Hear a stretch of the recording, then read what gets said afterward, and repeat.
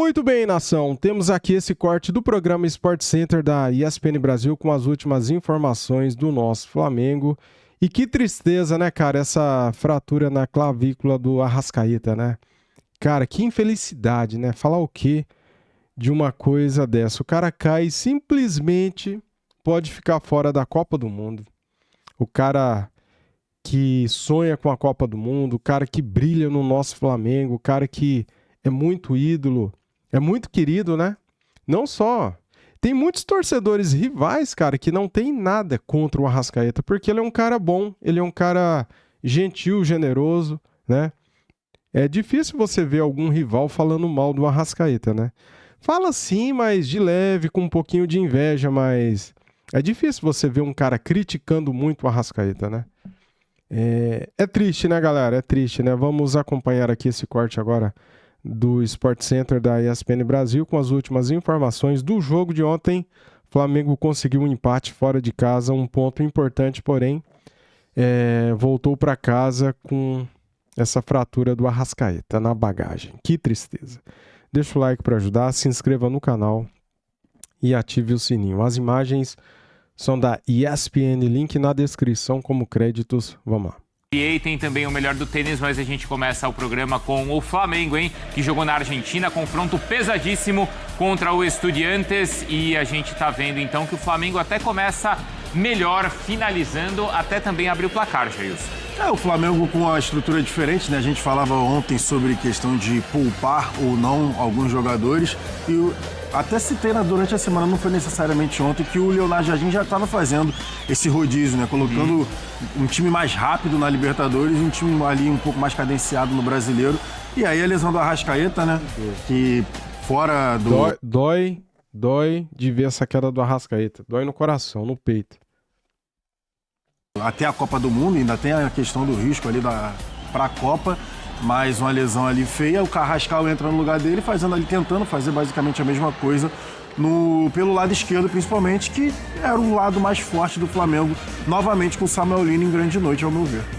Isso, então a gente fala também bastante do Samuel Lino e aí o Flamengo vai chegar ao primeiro gol com o Luiz Araújo. Isso, jogada do Samuel Lino, que dá a pifada ali pro Bruno Henrique, que faz a jogada individual também, dá o tapa e o Luiz Araújo complementa. Assim, então, o Flamengo abriu o placar lá na Argentina, Celso. E o Flamengo reclama muito de 3 lances específicos. Com razão, né? hein? Oi, Maria. A expulsão do segundo tempo eu concordo. A expulsão do primeiro tempo eu acho que ela é interpretativa. O árbitro no campo próximo... Não, senhor. Foi uma tesoura no Emerson Royal. As duas eram para cartão vermelho, né?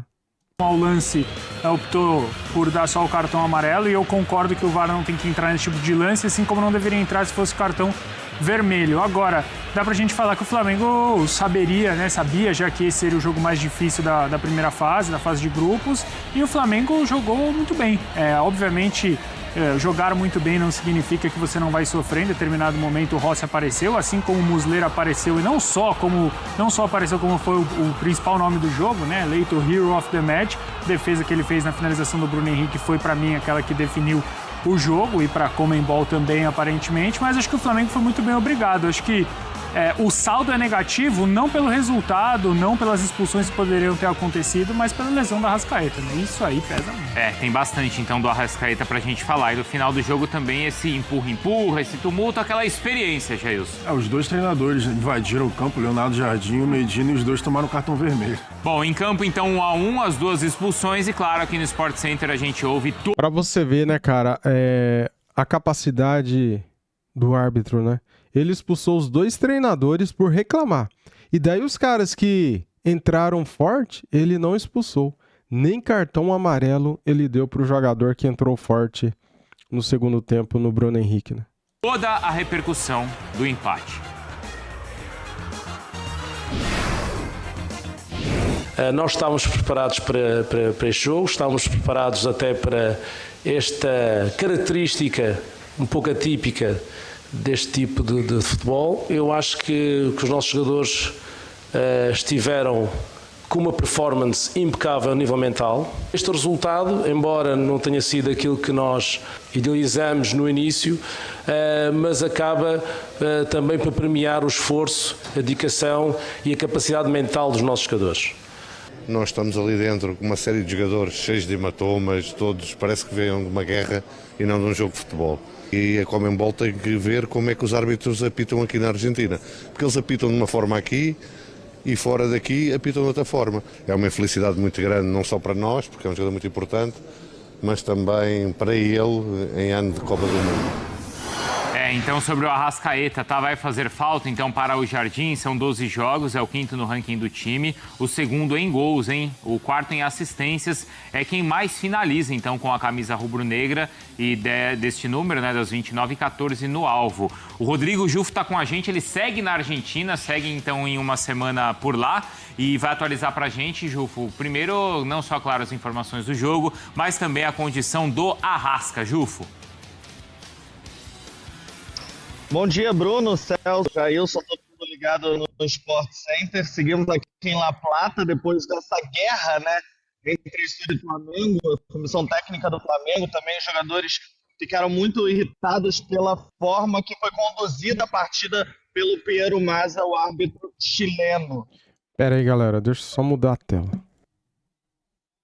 Muitas faltas, muitos saindo machucados, como a gente ouviu do José Boto, e o principal deles, o Jorge André Arrascaeta, que nem foi num lance envolvendo um jogador do Estudiantes, uma dividida, mas foi algo de jogo, né? Aos 16 minutos ele caiu de mau jeito, e aí dali do gramado já se para um hospital aqui na região de ali na região do estádio, meio do outro lado da rua, para fazer exames de imagem, e aí depois ali no embalo, início do segundo, foi constatada a fratura na clavícula, e é algo que preocupa, né? Uma recuperação difícil. Então, a Arrascaeta pode ser que tenha esse medo, tenha toda essa preparação para a Copa do Mundo, mas até lá não deve pelo Flamengo, só depois da Copa. Acha voltar depois, foi direto para o ônibus, ele fechou a cortina para a gente ver a tipóia, mas ele estava usando boia, e com a delegação voltou para o Rio e vai realizar outros exames de essa manhã e depois a cirurgia com toda a comissão médica do Flamengo. Jufo. O time oficialmente não fala. O sinal do Jufo está picotando bastante, mas de fato deu para entender, né, toda essa preocupação, a saída, nova avaliação, para ainda hoje o Arrascaeta ser operado. Mais cedo o Bruno Andrade trouxe no Fala Fonte a informação de que o planejamento do Arrascaeta, do Flamengo e até da seleção uruguaia é justamente ter a operação para o quanto antes existir a recuperação e possivelmente ele vai ser convocado e encerrar esse período de recuperação já com a seleção uruguaia, Jailson. Justamente. Merece, cara, merece. Merece. Ele merece ser convocado. E se ele se recuperar no meio da Copa do Mundo, ele merece sim ter a oportunidade de jogar pela sua seleção, né? Ele é muito querido, galera. Cara, eu tô arrasado por essa lesão do Arrascaeta. Do fundo do coração. Eu fiquei muito chateado. Eu preferia que o Flamengo perdesse o jogo ontem e ter o Arrascaeta inteiro, cara. Eu preferia. Gente, todas as lesões que a gente tá vendo, né, acontecendo não só aqui na América do Sul, mas também na Europa, toda a questão de discussão de recuperação é por conta da Copa do Mundo. E, de fato, é o sonho de todo jogador profissional de alto nível. Então, sim, acho que vale a pena ali pensar num conjunto, né, tanto Flamengo e seleção uruguaia, para ter a possibilidade de recuperação, para aí sim servir a seleção na Copa do Mundo. O resultado vocês avaliam como bom para o Flamengo? O empate foi um bom resultado? Foi, né? Eu penso da forma que empate fora de casa na Libertadores, se você não perder ponto em casa, é um ótimo resultado. Ainda mais contra o Estudiantes. Que é o que vai rivalizar. Não, foi quartas de final do ano passado. Exatamente, foi nos pênaltis, foi só nos pênaltis. Vai rivalizar por essa primeira vaga, né? Esse primeiro lugar na Libertadores. É porque a gente aqui no Brasil acaba, né, com Flamengo e Palmeiras, a gente acaba pendendo um pouco, pesando um pouco nesse argumento do empate fora de casa ser tropeço. Eu, sinceramente, eu não considero, depende, óbvio, do adversário.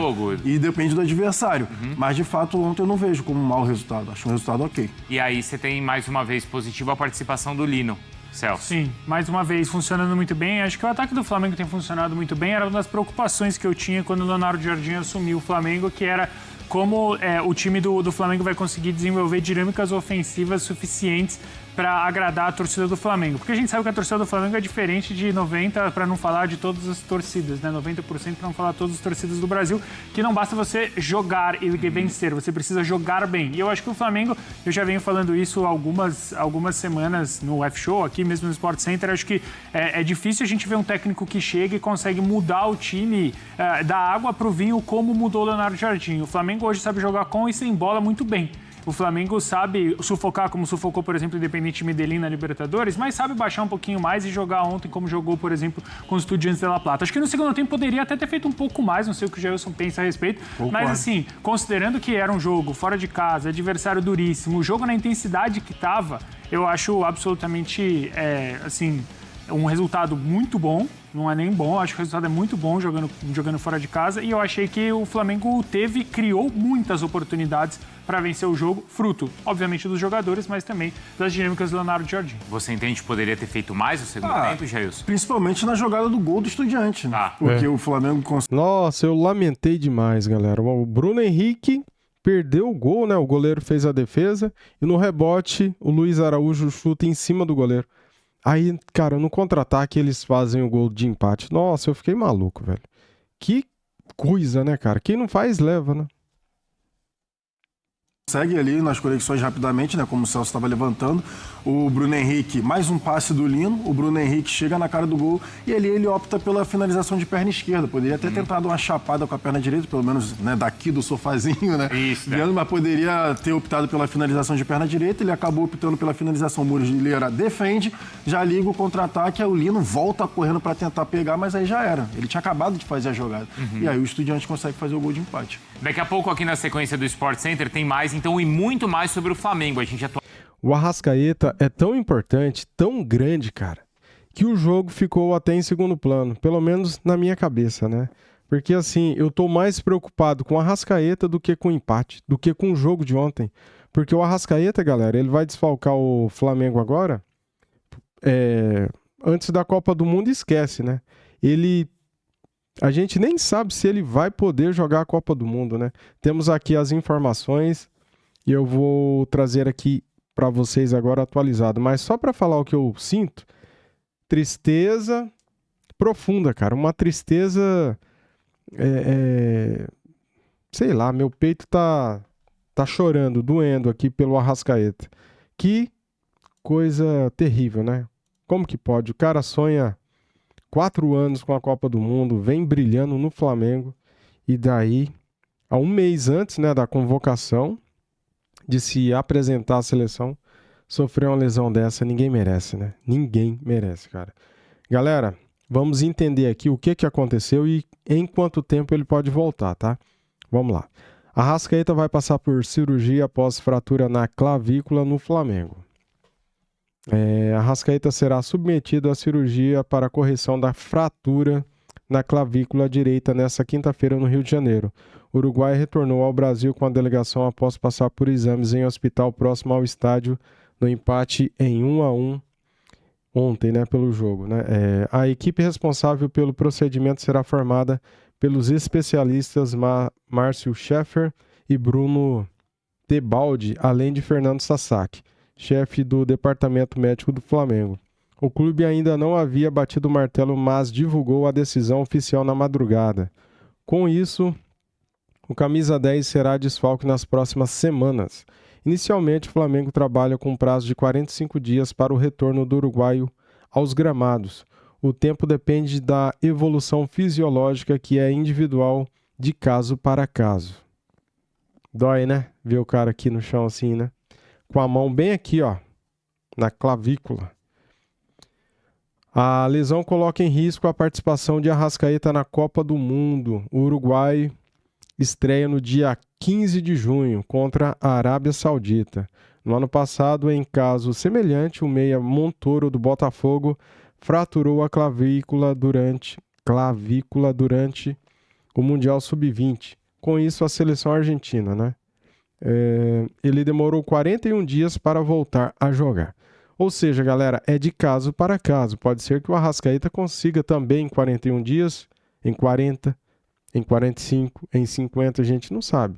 é de pessoa para pessoa, né? A recuperação varia.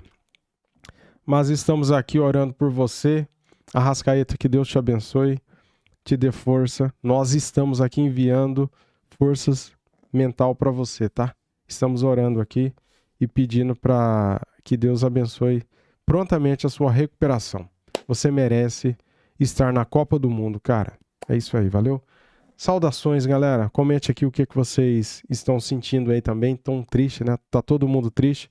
É impossível não amar o Arrascaeta, cara. É impossível. É como se fosse da minha família. É como se fosse um ente querido, né? Aí você vê o cara passar por uma coisa terrível dessa, né? Antes do maior sonho de qualquer jogador, que é participar da Copa do Mundo. Aí pega, né, cara? É triste demais, né? Tamo juntos. Valeu, saudações rubro-negras.